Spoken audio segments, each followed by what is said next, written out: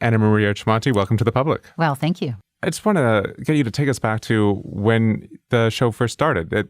You just recently had your 10th anniversary of The Current, and you were working at the Fifth Estate before you came back to CBC Radio.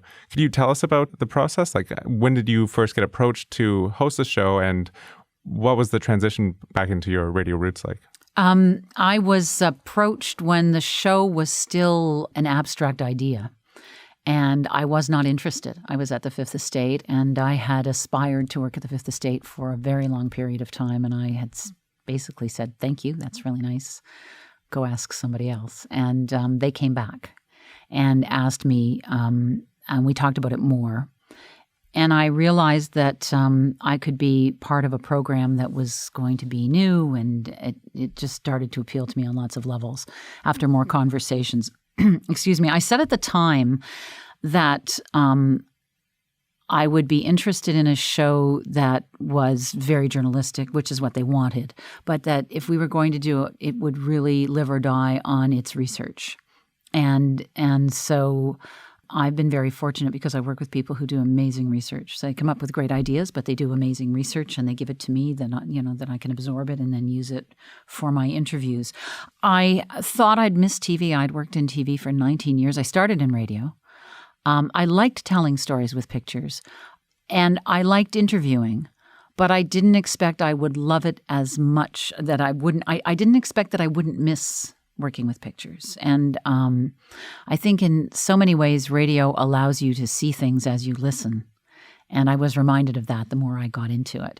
But I think for me, what I love about The Current and why The Current was attractive to me was that it could take big issues and it could turn them around and have these big discussions with relatively quickly as well. That you could do documentaries, you could do talk tapes with reporters, you could bring the sound in quickly, and you can hit the ground running. You can do any variation. And you can take any subject and look at it differently and look at it journalistically and have fun with it or be very serious with it. And that whole range of things is really, it's a gift. So the show was developing or replacing, along with Sounds Like Canada, This Morning, which ran from 97 to 2002. So what was the concept of the show, or what was sort of the discussion that went on between you and the producers of what the show would be? Well, the show had to be of the day and responsive. The show was created after 9/11 when, you may recall, CBC Radio was not able to quickly just take, we're running in time zones across the country, and so we roll over ourselves as we go, and The Current does as well. But there was no mechanism to sort of react quickly to breaking news inside the program itself. And so that was one of our mandates. That was our greatest mandate. And it remains that. I do believe the only radio current affairs host who is actually near the studio until we are off the air in British Columbia, which is, many hours after we start, obviously. And if we need to update, we do, and we have, and we will. I used to say, in case they find Osama, they did. But there are other times when we will build an update into the program. So we will tackle something that goes like even something like a Supreme Court decision that we know is really big and coming out. So in Atlantic Canada, when we start the show, we know that it's coming. So you get here at 7:30. Yeah. Or if you're doing a live hit, you do the show at 7:30 for Atlantic Canada. That's right. And then it starts to roll over itself on 90 minutes. And if we have to update, we'll update 1/2 hour, or we'll tear it down, and, if something really terrible and demands our attention, we'll go through it. We'll just break in. But we can also build in breaking in. We can build in updates, or we can go, hey, that's going to change, or we can find out it suddenly changed and we can fix it, or we'll go live into whatever time zone we're in.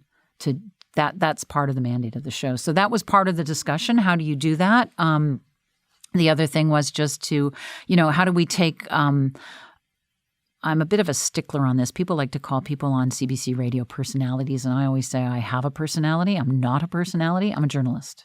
And yes, I have a personality, and yes, I bring it to the table. But so what's the distinction for you? Well, the distinction for me is that it governs how I work, and I'm not really judging how other people work, but in terms of how I work, it's not about Anna Maria's personality. It's about Anna Maria's journalistic job. right? And my personality comes into that. But it's and why that matters is because I have to remember that it's not about me. It's about the issue. It's about the person who I'm talking to. It shouldn't be about me. On some level, it becomes about me. Whether you like what I ask, whether you like how I do things, that's all fair game. But it can't be just about me. Do you know what I'm saying? Mm-hmm. And I'm not suggesting that necessarily other shows are just about, well, and those shows are important, right? I really believe we need to be different. We can't, if we were all the same, then why listen to each of us, right? But for my purposes, I did not get into this business to put my face on TV or to put my voice on the radio. I got into this business because I was interested in broadcast journalism. And that is a distinction, and it's an important one, because there are days when it's a grind. That's the price you pay. See, I was wondering about that because suddenly if you take over the Current, you are associated with the CBC and a program in a way that before, when you were a foreign correspondent for many years, I'm guessing you don't have the same sense of, right? But if someone has a qualm with the CBC or an issue with the show, you are sort of the person, the go-to person for the lauds and the attacks. Was that a weird transition? Like, there's not that distance anymore. That's a very good question. And that actually dovetailed with a different moment in technology with the internet. Because when I was a foreign correspondent in the 90s, people couldn't reach you on email the way they can now. They couldn't go back and watch your stories online if they had a problem with them and pick them apart. So it was very different playing field by the time the Current came along. And yes, I was not used to that idea that if someone loved what I was doing or hated what I was doing or what we were doing, they could instantly respond. Now, that's very important in audience reaction we look at and everything else. But of course, it's not just about having the audience love you. But that immediate feedback was absolutely different. I remember being a Middle East correspondent in Jerusalem and being sent reaction to stories I'd done. And, I'm based in Jerusalem. I'm doing the Israeli-Palestinian conflict. I'm doing Arab-Israeli issues. You want to bet a lot of people have a lot of opinions on all sides of those issues. And I remember sitting there one night reading these emails or reading these letters, and I was eating milk and cookies and thinking, oh my God, if I read these all the time, I'm going to I'll snuffle my way through the cookie aisle. I can't do this. And now, because I wasn't used to getting that level of feedback. But yes, that's part of the job. I don't read the letters fully every day when I'm really busy. I try to keep up, and we go through them, and, we do respond. But there are days when I don't get to them all.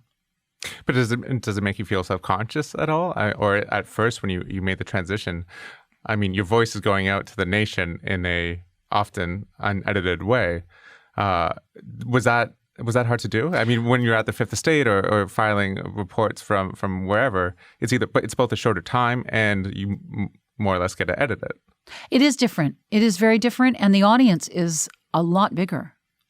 This is a huge audience. So in that sense, yes, it was and it is different. And it was a bit of a transition for me because I was used to being a reporter in the field. And even the people I covered, especially foreign, the people you covered didn't see your stuff either. It was like you really had this tremendous freedom. You had to be accurate, but you could, quite frankly, say what you wanted and they wouldn't know. You were sending missives out basically, and you get feedback from your producers. That's but otherwise right. That's right. Mostly. That's right. But I think it's important to get that other feedback. And yes, I mean, I'm conscious of it on some levels. I don't actually think about I'm speaking to a sea of people. I think about my responsibility journalistically when I put things out, and I'm pleased that so many people want to listen to the show. When I'm in the thick of it, I'm really just thinking about the person I'm talking to, and I'm thinking about the issue. But I will admit to you that in issues that are very controversial, I'm well aware of that. So Middle East is a good example. I know that if you misspeak or if you say something, then... or even if you walk the line, it's and not just on Middle East, but it's become my experience that people often who think that I am biased are people who actually are concerned that their bias is not being solely the one reflected as we have the conversation. There's a difference, but they don't necessarily recognize it. So, sometimes people only want to have reflected back what they hear, and if they don't, they get mad. And other times people say, thank goodness you're talking about this. And sometimes if you respond and because they don't like something and you respond about, well, this is why we did it, they go, oh, okay. Sometimes when you respond, they say, that doesn't matter. It just depends.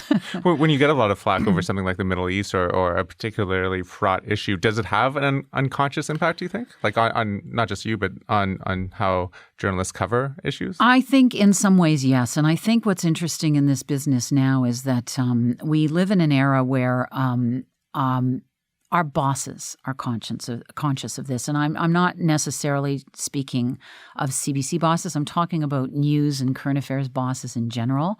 You see in newspapers how they want you to know who the reporter is, and you see contests and you see different things, and you see feature stories and feature strings along on stories that they want people to get engaged in on a different level. And all of that is fine. I'm of the view that what's more important is to look at issues and to hammer away at them in some ways. And if that's uncomfortable at times, that's okay because we need to think about them. But,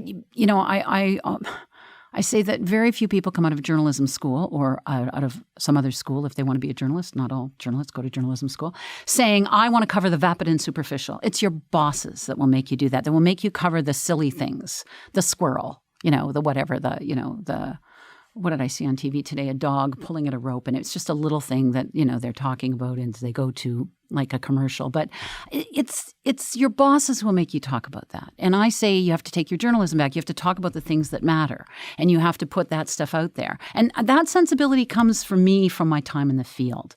When I was working in the field, there are feature stories that you do, and there are even fun stories you do, and they're fine. But the stories that really mattered to me were the stories that were really about people whose stories needed to be told. And the greatest example of that for me was the war in Bosnia, which was a war where there wasn't, there were peacekeepers, there was no intervention. There was later, there was different action as time went on. And, there was this city, Sarajevo, with all of these people stuck in the middle. And you went and covered it. Yeah. And I couldn't get enough of wanting to cover them. I would leave. I was living in Berlin at the time, and I would go back to Berlin, and I would think, I got to get back in there. There are stories to tell. And I understood really clearly that, that was Sarajevo in that moment in time. But there are other places in the world where someone is in a corner and their life is hell. And their life is hell because of some, wider policies that have led to great unrest. And we have an obligation to tell people their stories. We have an obligation to tell people what's happening to them. And so when you look at that, we also have an obligation to do a program. So we did wild boars yesterday. We do other things, but we have an obligation to tell those stories. And that's where I come from on those issues of, what do you cover? What don't you cover? So that's like a conscious feeling of responsibility on your part of why you do journalism? Yeah, and I'm not so noble. You can have a lot of fun in journalism, and it's really fulfilling actually to be able to put people's stories out there. But yeah, I do think we have an obligation that, and we have an obligation to have the tough discussions at times. Now that said, I have a stack of postcards from very early in the Current when I interviewed Henry Kissinger, and I asked him a question, and I thought he might get angry with me. I didn't think he'd walk out. The question was, you asked, well, are you vulnerable to being tried under the International Criminal Court? That's right. And he corrected me and told me that was a question that ended an interview, and he basically ended the interview. He corrected you in that it doesn't technically apply to things in the past or it could before That's it was right. founded. That my understanding of the ICC was flawed. And not that he wasn't responsible. He corrected you in that. I think he was really surprised that I asked because Henry Kissinger is still a very controversial person. There's an Atlantic article on him this month. I think it's called In Defense of Henry Kissinger or something like that. He's 90 years old now, and he's and this is a man who hangs out with a lot of big name journalists in New York. So I guess he just wasn't expecting a question. But I got all these postcards from the States, and they all said the same thing. So somebody had actually printed them up at meetings probably, and they misunderstood the question. I was asking him actually originally about the vulnerability of Bush administration officials who were taking part in a war that was seen as illegal in Europe. And given that Europeans had already turned Pinochet over, that given that there was an International Criminal Court, to which the U.S. is not a signatory, I asked about the vulnerability of the administration down the road. And that's where the conversation began. The postcards accused me of saying the soldiers were criminals. The irony being, of course, that down the road we did see soldiers tried for their actions from Abu Ghraib to the kill team. We see U.S. soldiers in prison. But anyway, I got these letters from about 200 postcards from people saying, how dare you ask this question? And some of them had written, and they were from the States. There were a group of them from Michigan. One had California Sheriff's Association return address. And some of them wrote things like, shame on you, go home. One of them called me a communist slut. And I kept them. And I didn't know. I was quite shaken by this. I'd never had anything like this. But was it hard? Did you feel like? Well, part of me wanted to write back. They were joking at the Current. They'd go, "Get her hands off the typewriter." But in the end, you know what I did at the second election for Bush? I guess that's when it was. I wrote a form letter to these people, and then I wrote like individually their names and the ones that had return addresses. I wrote the letter. We put a copy of the actual postcard in there to remind them. We put a self-addressed stamped envelope with U.S. stamps in, and we mailed them to everyone saying, you wrote to me at the start of the Iraq War, and I'm wondering if, I guess it was the 2008 election, actually, it would have been. You wrote to me at the start of the Iraq War, and you were very angry with me. Given what has happened in the United States, given that some of your soldiers actually have been, jailed for actions such as Abu Ghraib, and I'm wondering if your views on this war and what your government has done have changed. Would you be willing to share with me? We got a novel. Well, some came back saying wrong address. A few came back saying deceased. A few came back telling me off. And only 2 came back saying, essentially, I've changed my mind a bit, but not too much. I was going to actually do a documentary to see if I could find someone who had changed or whose view had evolved whatever way. And didn't happen. Spent a lot of time sending that stuff out, and I couldn't find a documentary thread in there. So, and I think what's so interesting about this case is that for me listening to it, I've interviewed Noam Chomsky and Chris Hedges on my program, and to me listening to it, I felt almost the opposite way, that you were being too soft on Henry Kissinger, that he illegally bombed Cambodia. He is undoubtedly the cause of many, many deaths of children, of civilians.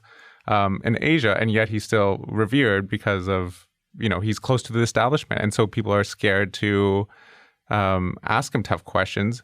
And I guess it's so interesting for me because it's an impossible situation you're in and other people are in. Well, it's funny that you say that because someone wrote to me at the time and said, shame on you for asking. And I wrote back. It's the one I did write back to, and I said it would be a greater shame not to ask. And it's interesting that you say you thought I was too soft, because that to me is a harsher criticism than, how dare you ask it? It's why the hell didn't you ask it? That's what I fear. Why the hell didn't you ask? But when you get like crazy responses like that, like hundreds of postcards that are personal attacks on you, do you feel a bit like, do you tense up a bit about asking tough questions? Well, that would. one, well, it wasn't, remember I don't have to say remember because you wouldn't maybe remember this, but the National Post actually did an editorial slagging me. And Jonathan Kay came out against you. It was an unsigned editorial. It was at the time. And then they had a columnist who after that called me routinely attacked me, called me a lefty, just went after me for nothing, and who's no longer there. But they wrote this editorial, and of course didn't ever say that Henry Kissinger at one point had been on the board of Hollinger, which had owned the National Post. They just left that out completely. And in the end, of course, I kept that editorial because it was a point of pride. And I should really have somebody at the National Post sign it one day. But at the time, yeah, it did bother me. It bothered me because it was just unexpected. And I fester over interviews. I think about them a lot before I do them. But those interviews that are controversial, that hit controversial issues, I don't just rattle them off. And after an interview, I often think about, oh, I should have asked this. Oh, why did I let it get off the rails there? I think about it a lot. Every interview to me matters. And some I'm proud of. Some I think I could have done a better job at. Some go south. Some don't.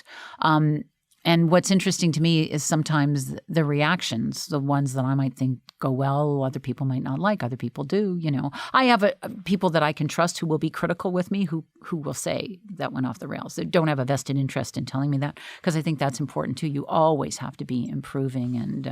But I do fester. I've been in this business for more than 30 years, and I fester over, am I going to ask the right question? Do I know enough? How will this go? And so if you leave an interview thinking, oh, I wish I had done something differently, do you re-listen to it? Are you tormented until the next day's show? I can be. It depends, or I could think about it later too. Or sometimes I'm pleasantly surprised, But yes, I think that they'll stay with me down the road.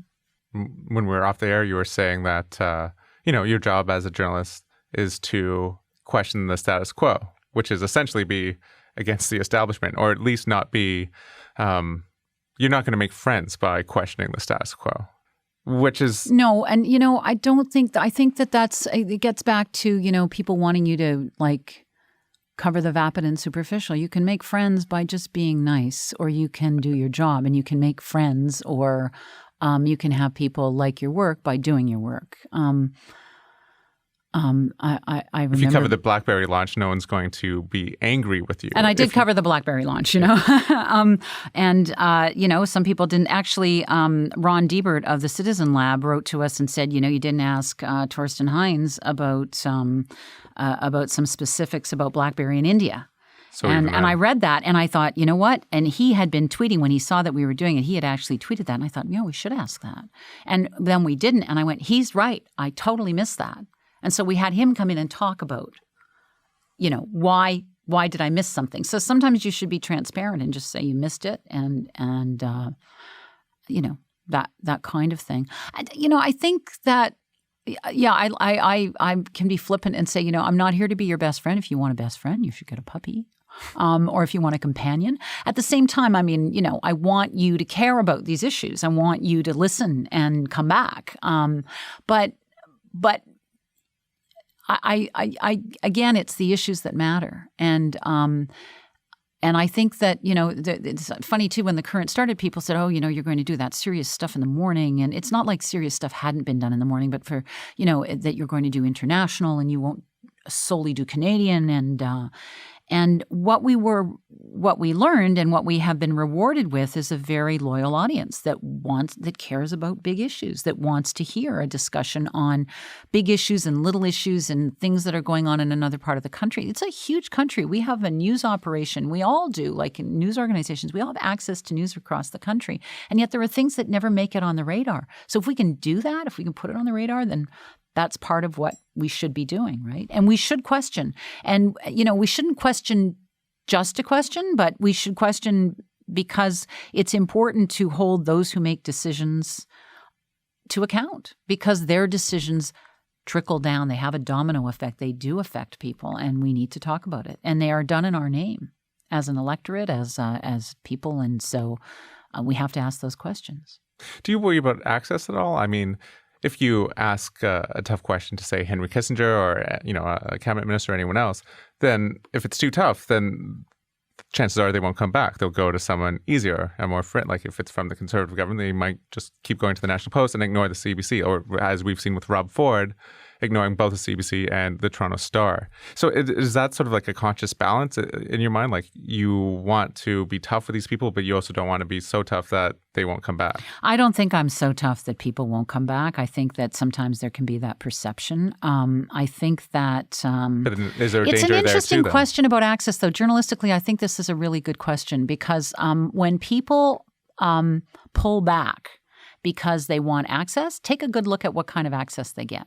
If you are pulling back because you want access to a person or a department or inside information, chances are what you will get is what they want to give you, which is their spin.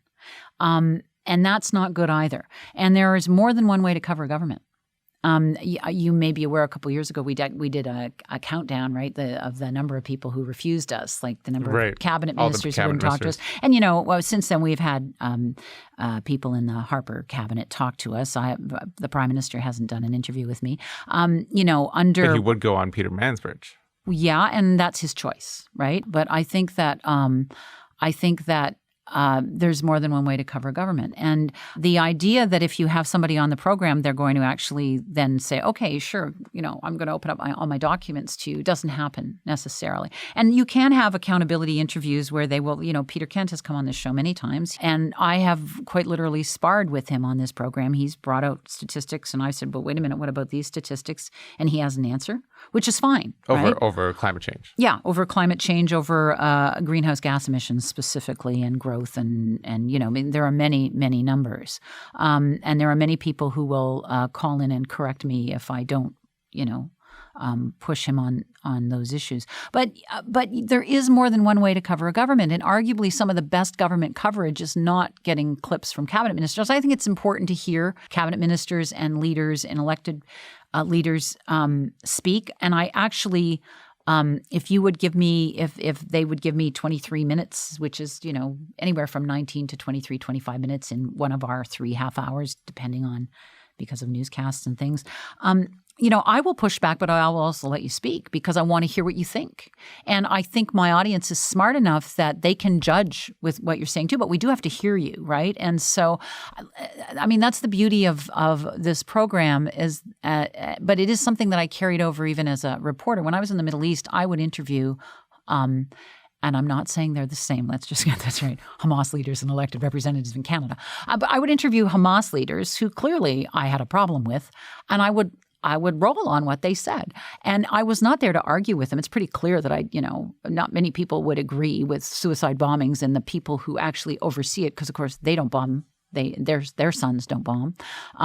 But I wanted to know how they thought, and I wanted the people to whom I was reporting to hear how they thought, so they could judge what this was. And I think it's really important. That's just kind of a basic thing. You should let people talk, let them say what, and if... Right, because you could get criticism saying we shouldn't even hear from these people. Yeah, and I mean, that's a fine line because you have people who can say really, really terrible things. And then you do, you have to be able to at least put them in perspective or correct them or correct the record. So those can be a little fraught. But I think overall it's important to hear how people think, especially if they have some decision-making power. It's not about whether I agree with them, because it's not about me. I am supposed to be able to have some facts at my disposal or be able to push back and challenge them on things. But in the grand scheme of things, I'm not running for office. I'm not making policy decisions. I'm asking about them. And, you have to let people speak and you have to let people hear what other people say. So, I would argue that it's important to hear from our elected officials and to get them on. And I would absolutely give them space to talk policy. Do you think they're more scripted? Or, you watch the CBC archives page and you see the clips of Pierre Trudeau just sort of sparring with journalists and even talking a bit philosophically about different policies. And that's something you can, at least I could never imagine happening today. Do you find it's harder to actually have genuine dialogue and genuine discussion of ideas? It's a different, I think you can have it. I think it's a different media time. And I think a lot of people are media trained. A whole lot of people are media trained. Which means giving talking points instead of actually. Absolutely. And you can be media trained for 7 minutes. It's harder to be media trained for 23 minutes because then you have to have a conversation. And I actually, I think a lot of people are badly media trained too, to be honest. And they probably paid a lot of money to people. I really believe if you have made a decision for your corporation for your government, for whatever that, and you're a decision maker who is elected, appointed, or somehow has influence that affects the rest of us, you should be able to defend that decision. And if you believe in it, then come on and talk about it. It's not about whether I agree with you. It's not even about how much public criticism is there. If you look at that, the people who do well are the people who actually speak from the heart and tell you what they think and have a defense, right? And we need to hear from people. I think it's harder for bureaucrats and civil servants to speak than it was in the past. And, you've seen all sorts of stories about the concerns about scientists who can't talk about the research or things like that. So, I mean, these are all ongoing challenges for journalists. But people are media trained in a way now that, they're trained to evade or change the subject or, you can hear it though. That's arguably the problem. The listeners to pick up on that they're evading. Well, like the Canadian public gets it, right? Like they can tell when people are being sincere or when they're not, and they like certain things about people. They don't like certain things about other people. They like certain policies. They don't. There's a range of opinion. But, sometimes we in the media are a little slow on the uptake, arguably, on some issues. And the public's already there ahead of us. Or the public is there ahead of the politicians.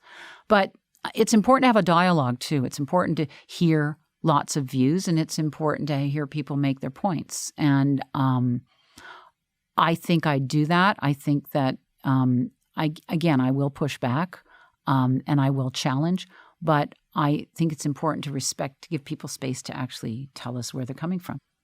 I think I'm not alone in many Canadians fretting over the state of the CBC.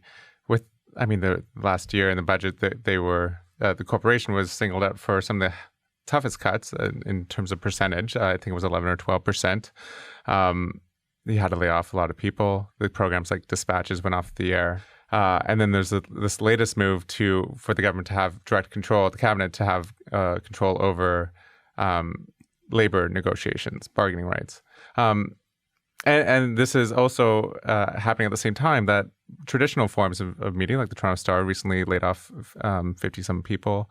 There's becoming less and less space for long-form, disinterested journalism. Do you worry about the state of public broadcasting in Canada and the sort of slow dwindling of 1,000 cuts to the CBC? Oh, boy, that's... I love the CBC. I have chosen to spend my career in the CBC for a reason. It allows, if you want to pursue journalism, you have the space to do it in the CBC. You can do a show like this anywhere else where you have half an hour without... Well, there is no show like this period. Right now. Like you don't see this show in the privates.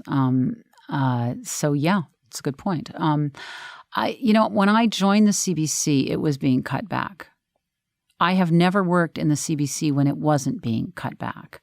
But I don't think, as someone who interviews on the wider policy issues, and that I don't think it's actually my job it's the job of my bosses to fight for CBC budgets. It's the job of my bosses to convince the people who make those decisions to fund the CBC properly.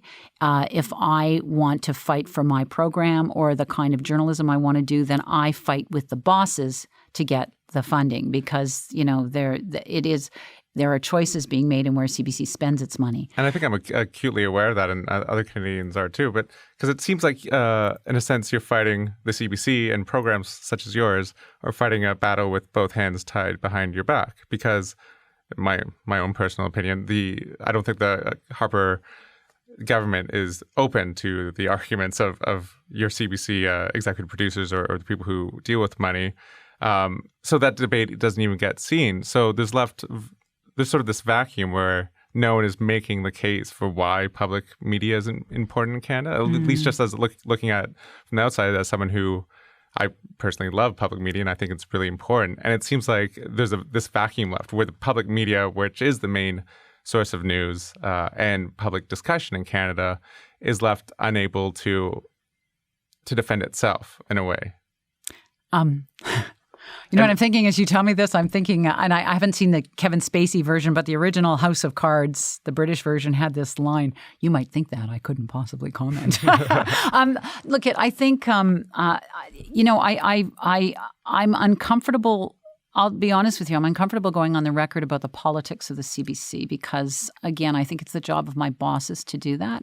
I will say that I believe in public broadcasting. I believe in the journalistic role that the CBC does, and I think that it's not always easy. I think the best way I can fight for the CBC is to do my job as well as I can. I truly believe that.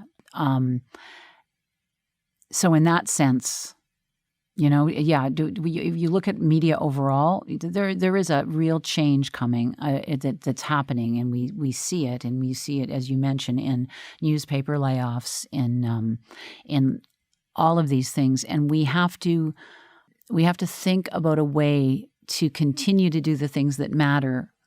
Journalistically and non-journalistically, because the CBC is many parts, and again, I mean the cultural side, and that goes for Canadian cultural endeavors all around. And we have to think about this. And people talk about business models and business models that don't work.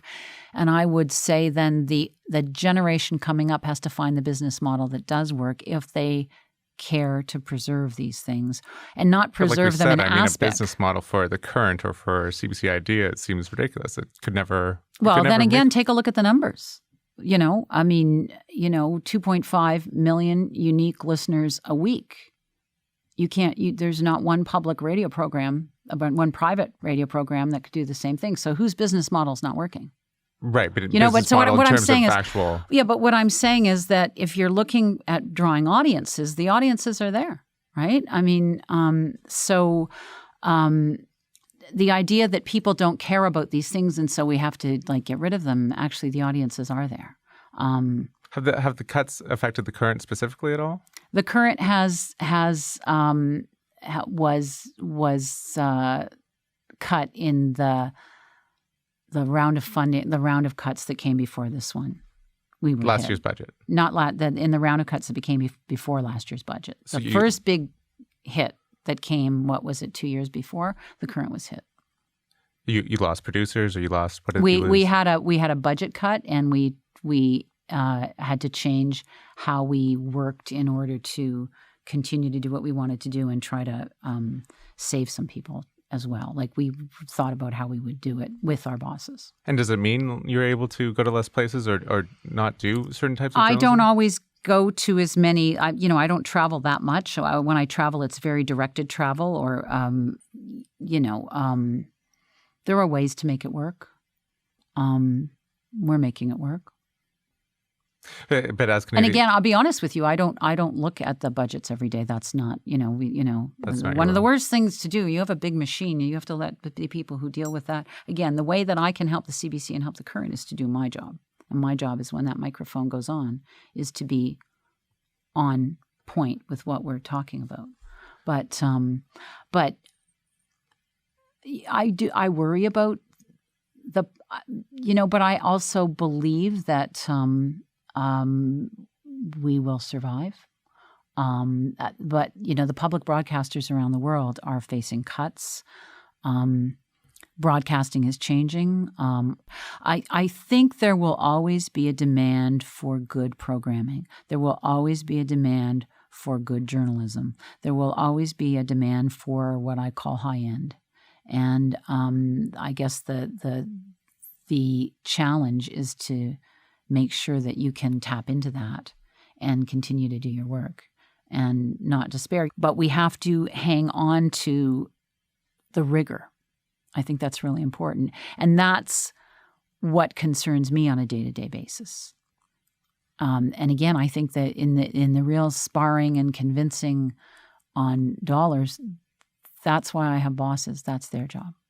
Do you have more generally just a philosophy of why journalism, and specifically public disinterested journalism, matters? Why a program like yours? Why does it matter that it's out there and that Canadians have this resource to listen to? I think that there's so much information out there. There's a lot of stuff swirling. There's a lot of information that is very directed. It's fashioned in order for people to present you with either for commercial purposes or political purposes. And I think it's really important to be able to turn somewhere to hear the wider discussion on, what is going on, to connect some dots. It's in some ways it's so basic that the quest for accountability, the quest for truth, and the telling of a story is age-old and universal. And that's part of what we do. I think it's important that we examine what's going on in our society. And I'm not just talking about, again, when politicians make decisions, they have effects on us and we should follow the threads and follow the dominoes as they fall or see where they're going to fall. But we also should point out what's going on societally. There are trends in our society. There are things going on that we can point out, that we can talk about, that we maybe just think about. I think that we all benefit from thinking and thinking differently and being open to other people's points of view and then thinking about them and walking into the area that is gray. There's a lot of black and white out there. It's really important to examine the gray. And I think that's part of our jobs Just journalistically. to get into that gray zone. So it's not solely about, there's your basic news that is, this is what's going on. This is what this person says. This is what that person says. I use the example. I remember we had a documentary on the current. It was about the States, but you could do the same thing in Canada. A young guy joins the U.S. military after 9/11 and goes to war, really believes in the war in Iraq. His parents were peaceniks. They used to, protest in the Vietnam War. Their son dies. How do you honor your son who you loved, who did something you didn't agree with, that goes against what you think politically, but that those people exist in a gray area now. And not everything is black and white. People, not everybody is doctrinaire in how they view things, and they want to think about things. And so we're a place that you can come and do that. Not every day. If you can't do it every day, that's okay. But if you want us, we're here. So you'd say that's what good journalism is, in a way, is getting us to be more accepting of ambiguity? Well, it's to actually look at the ambiguity, to understand that it's there. Whether you want to be accepting of it is not it's not my right to tell you have to accept it. It's my job to tell you that gray area exists, and the way you see things may also be seen in a different way, or that there's a debate to be had so that you can actually think about it differently, so that you can bring facts on all sides to the table. And then maybe this is a bit too loaded or a bit too philosophical, but do you think that makes us better people when we see things as a bit more nuanced? Yes, and I think it makes us better people if we have knowledge and if we get insight. Yes, because it allows us to think maybe. Does that mean I think I'm making you a better person? No. But yeah, look at I think it's really important to offer people knowledge and stories and understanding, whether it's that you hear something and you go, oh my goodness, they're going through what I'm going through. I'm not alone. Or, oh my goodness, I didn't realize that person thought this way. Or, oh, how dare they? Did they really do that? Like there are variations of that. Or what are they doing? Nothing is simple. And on the biggest stories, people see things very differently. When you explore how other people think, you come to greater ideas about maybe yourself or how you think.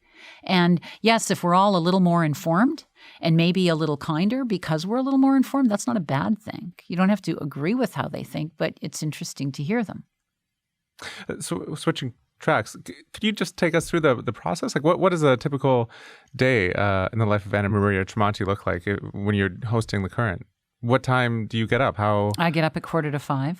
It's a very early wake-up I call. leave around 5:30. I come to the office, depending on traffic and when I actually get out the door, before 6. I have with me the show for the day that I've printed up and marked up the background from the night before. I can get to that in a minute. And even the questions that are in a question line that is written and that I've played with a little bit.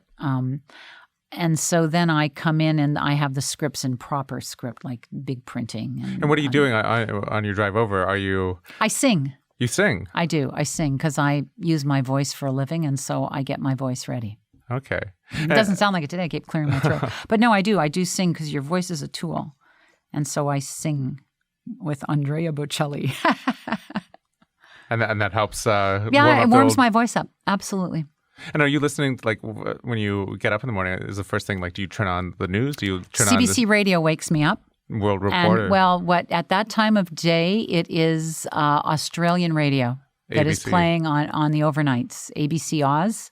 I have friends at ABC Oz, so it's always interesting. And then 5 o'clock, of course, is the news, and then it's a stream of BBC depending on the day. It's BBC for half an hour, and then then I'm in the car, and then I'm singing. And then I'm actually not listening to CBC radio on my way into work. I'm singing. And so then you arrive. I arrive. Then I immediately have the radio on. And this is before in my 6? computer. Yes, just before, 4:45, 5:45, depending. If I have to run and buy bananas because I forgot them. I eat bananas in the morning. The coffee pot goes off at 5:45 in my office because I like to be caffeinated. Absolutely. I make it before I leave. I get it ready, right? But and then I turn on the TV. I turn on the radio. If there's something that I need to follow, I might leave it on News World. I might flip to CNN, depending on what it is. I might flip to Al Jazeera. Just to see what's going on, what's going on, or I might look at some copy that's been added. I'll mark up the scripts. I'll maybe read something extra. I'll just get ready for the show, and the program goes to, I'm in the studio I might do some pre-tapes depending on who we're trying to reach, depending on their availability. So we could start pre-tapes as early as 6:10. And I guess, like, for Canadians listening, I mean, myself included, assumed almost all of it was live. Yeah. Unless it was going to a documentary. But so a lot of the segments are actually pre-taped when you do a discussion. Sometimes we have to because of the timing, or because of the place. If you're trying to reach somebody in a place where the lines keep going down, we'll do it. And that happens. Some mornings we're supposed to do it at 6:10. By the time the lines go up and down, we're still at it at 6:30. And then we'll cut that, Now, we go live to Atlantic, Canada at 7:30 Eastern. So what you're hearing in Ontario is actually when the first half hour hits in Toronto, the last half hour is running in Atlantic, Canada. And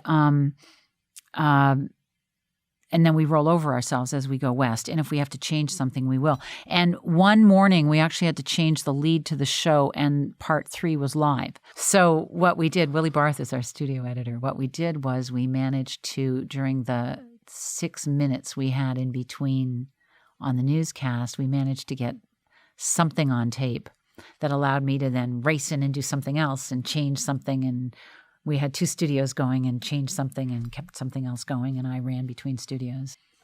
So in that hour before 7:30, when you're getting ready, say you have an interview with a cabinet minister or I'll go over my notes. So you're going over your notes? I've already gone over my notes, but I'll go over them again. The background, you mean? Yes, I get this. So I'm here, and then I have meetings after the show, story meetings. I might have pre-tapes, might have features. Again, we're dealing with people in different time zones. They can't all accommodate our time.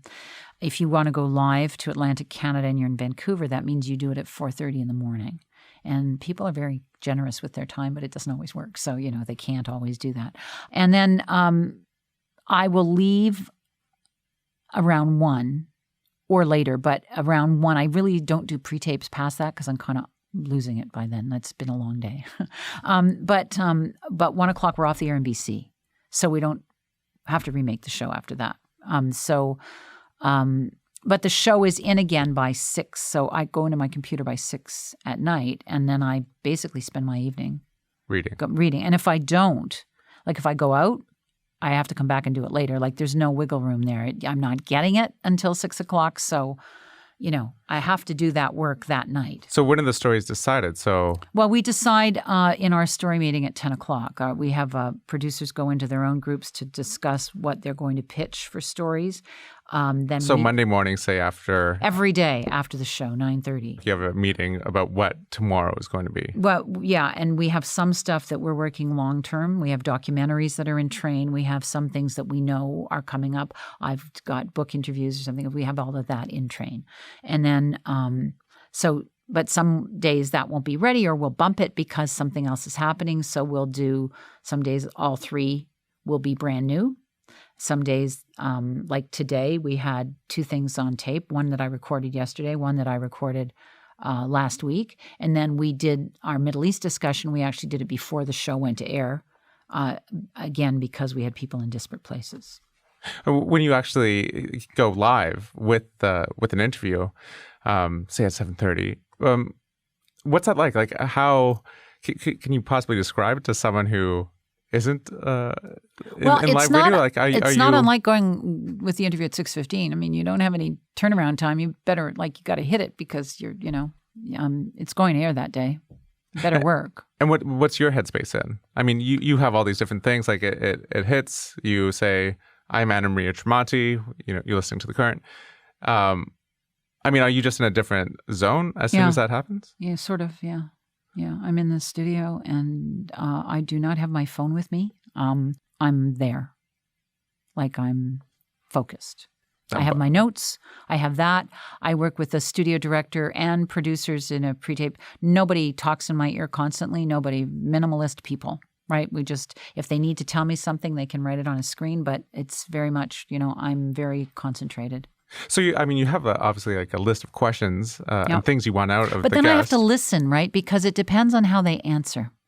They can ramble. They can answer in one question, answer like 3 things, or they can answer nothing, or they can, it depends on what they say and what I should pick up on. Maybe they'll answer in something that is often we have pre-interviewed them. And so we know where they're coming from. And that's important because we're building up a half hour. We're not fishing. We have an idea of why, and they've agreed to come on and talk about something. Now, that doesn't mean I know exactly what they're going to say. And sometimes people have very strong opinions, and then they sleep on it. They go and they might mute their opinions by morning too. So you have to listen to what they're saying. And sometimes what they're going to talk about is very emotional, and you have to respond to it and help them continue to talk. Sometimes they're really nervous.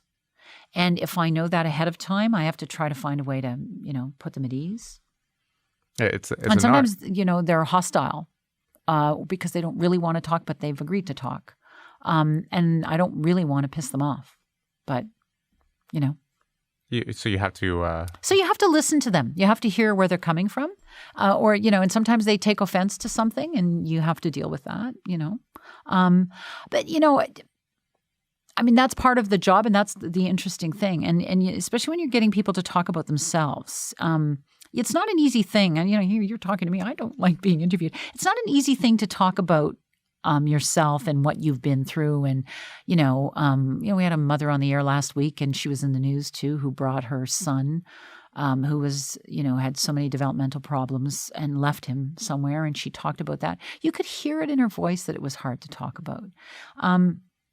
And so you have to ask questions, and you have to ask blunt questions and just factual stuff. Tell us how tough it is and stuff like that, and see how they answer and pick up on things. And, but again, that's because you have to remember it's about them. So what you're asking is to allow them to open up or to give them the space to answer.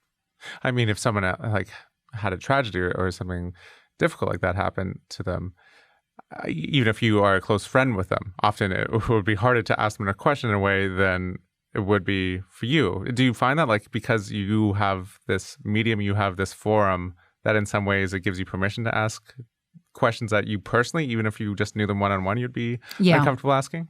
Yeah, although I did learn something when I had a really close friend who died of breast cancer when she was 37 years old. And what I learned that was that that when I wanted to talk to her mother was happy to talk about her. Her mother needed to talk about her. And I understood that, sometimes we don't talk to people about things because we don't want to upset them. But sometimes, especially if someone who's lost somebody who they love dearly and miss so much, it's not like you're going to bring it up and they're going to remember. They can't ever forget. And so if you say, tell me about them, they want to tell you. And it was a good lesson for me. So sometimes the things you think are tough to ask, people will tell you. Yeah, because personally, if someone went through a death, I'd be scared to ask. I would tense up. Yeah. Not even know what to say. I think the other thing is not to presume. It's not to presume how somebody feels. I think sometimes we do that. People say, well, you must be blah, blah, blah. Well, maybe not. Better to ask, what are you thinking? And let them tell you. And sometimes they surprise you. Back to doing the live hit of the interviews, watching you do it, it occurred to me that you, in a way, have almost you have a very different relationship with it than we do as Canadians, just driving our cars or listening to it at home. In a way, I feel like I would be able to listen, in a sense, deeper in an odd way than you are able to. You have to think about the arc of where it's going, what you want to get out of them. You have to be cognizant of the time. That's right. I might have somebody in my ears saying, okay, well, Willie won't say wrap it up, but Willie gives me 7 minutes for the first interview, 6 for the next. And if I go 8.5 for the first, I'm eating into that time. I mean, so we talk about these things. How much time before I go to the next one? And yes, I'm watching a clock. This thing's got like the second hands going because there's no wiggle room. You go on at a certain time, the computer kicks you off at the top, at the bottom of the hour, and you are driving information. So what seems like an effortless conversation is actually it's not orchestrated in the sense that I know exactly what they're going to say, but there's a purpose to it. It's not just an off-the-cuff conversation. You've planned for it. But it should sound like one. And, it's a reminder that things that appear to be effortless are rarely effortless. It's like when you watch something and everything is seamless and it falls together and, it took a lot of work to edit all that stuff together. So in the same way, you have to do your homework and stay focused because if it's easy for you to listen, it also because we're talking about something and it's making sense and it's moving along, we're not going, oh yeah, what about, because we know what we're talking about. And so part of it is we're having a focused discussion on something. And to the earlier point, I mean, to me, listening at home, if it's a very touching interview or in depth, then in a way I can get a more intimate sense of it than I imagine you could, because your cognition has to go in and out of the actual moment to the time to the next question, whereas I can only I can devote my entire attention to sort of the intimate conversation. Yeah, except that I think that I would argue that I can too. Even though I'm watching those other little things, so I think that when I'm having I guess, I mean, when it's a really intimate conversation and it's about, for example, again, somebody's trauma or what they're going through, I feel that, I'm just in a zone with them. The world for me does not exist. It's only them. And yes, I've got numbers and any producer who works at the Current will tell you that I can take 45 minutes for something that will then be cut down to 23 because I want to give them the space, right? And so that's very unkind of me, but because then it has to be cut and it's a lot of work sometimes to cut one of those interviews. But we're in a zone. And I think that if I can, I think that's part of my job is to make you, if I'm talking to you, just kind of focus and speak to me and move forward that way. As opposed to, you shouldn't be aware that I'm watching the clock and I'm getting stuff in my ear. You should only be aware that I am only talking to you. And yes, we want then that conversation to go out. We want to share that conversation, either immediately, live, or when it comes through on tape. But I do feel that I'm in a zone when I have those conversations. And, I'm surprised how much I like a studio that way. Sometimes it's great to be in a studio without distractions. Like people talk about going in the field, and we do a lot of that, and it's important to talk to people in the field. But sometimes it's important to talk to people almost in a space where the only thing that's going on is in their head and in their mind and, in terms of the interaction between us, because that's where the conversation then has no distractions.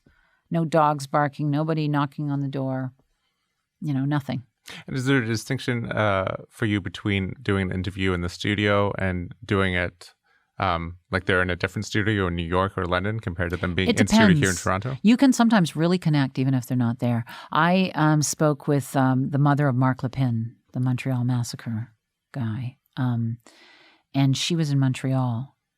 And I tell this story. She was very nervous, and I could hear her. She was kind of like hyperventilating, and she said, "I'm very nervous." I said, "Yes, I know. I can tell. And let's just talk for a minute." And so then she starts to talk, and I was asking her about when she first heard about the shootings, and she starts, and basically her book starts this way, and she starts to read, and I said, on the talk back to the producer, "Is she reading?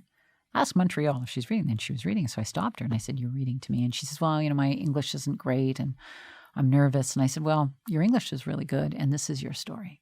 You can talk to me. It's okay. Let's try. You just talk to me. And if you forget a word, we can stop, And apparently I was told later, she took off her glasses and closed her eyes and began to talk to me. And I never saw her. I've never met her face to face, but that conversation really mattered to me because she took me into her world and it was not what I expected. And it was one of those conversations where I wasn't even sure I wanted to have it because the mother of a man who writes a book of a man who killed the women in Montreal all those years ago. And I remember covering that story. I remember how that story affected École Polytechnique. And I was really humbled by how much she had to say that we needed to think about. And I was reminded that we in the media, even more so maybe than the public, really label people. If you do something bad, your whole family's bad. And it's, we rarely think about what it does to surrounding family members when somebody in their family commits such a horrific crime. And it was a really humbling experience and learning experience for me as a host of this show, on all sorts of levels. But I never met her. I only met her through the microphone, But everybody's different, and that's part of the attraction of it as well.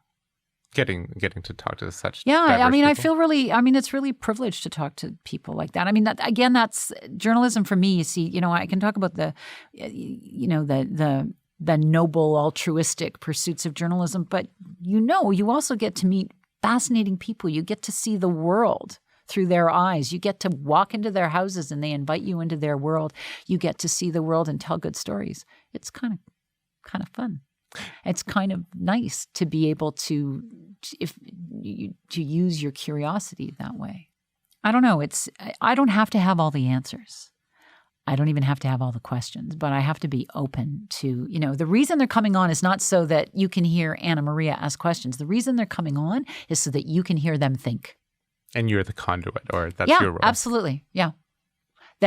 So you can hear them think and you can hear them tell you why they did what they did, or you can hear them take you through their story.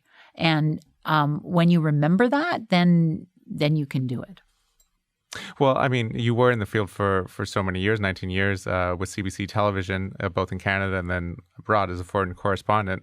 Do you do you think you found your Well, I mean, of course, you probably found your calling before as well. But do you like this? Do you feel at home in your current role? I do. But I loved reporting too. I'm very lucky in that I always love the job I'm doing. I'm very lucky, and I always think it's the best job I've had. And so same goes for this one. You love where you are and what you do. I do. Could you imagine yourself ever going back into the field, or? Well, I go back in the field a bit. Could I imagine myself Full-time. going back in the field full-time, filing daily? It's not something I need to do right now. I'd rather do this, and bring journalism daily this way. But I'm not closed to it. It's a long life, right? It's a long career. I actually tell young journalists this: you have a long career. What you start doing is not necessarily what you finish doing. Your first job is not your last job. Find out what you like and explore it. And, and I've been lucky that I've been able to do that. And I've been able to pick my jobs, and not every job that I should say pick. I've tried to pick other jobs and didn't get them, but in terms of the journalistic challenge that it gives me, and this one continues to be a challenge and interesting. So I'm not, I'm happy. Well, I mean, I know myself, and many other Canadians are used to waking up with you, and it's always interesting to see who you talk to and the issues of the day. So, Anna Maria Tremonti, thanks so much for joining me. Thank you. Well, that was my conversation with CBC Radio's Anna Maria Tremonti. That's all the time we have for Broadcasting Canada this week. To find out more about the series, or to listen to more of our interviews with CBC hosts, you can find us online at broadcastingcanada.com. And there you can hear interviews with the likes of Sukhian Lee, Jonathan Goldstein, David Suzuki, and Peter Mansbridge. Broadcasting Canada was put together by myself, Kevin Caners, along with Ken Stour, Eric Betlem, Sharon Riley, Sean Rasmussen, Brian Colley, Courtney Clinton, Joseph Novak, and J.P. Davidson. And final word, so what is it like to be a Canadian broadcaster? I sing. You sing? With Andrea Bocelli. See you next time on Broadcasting Canada.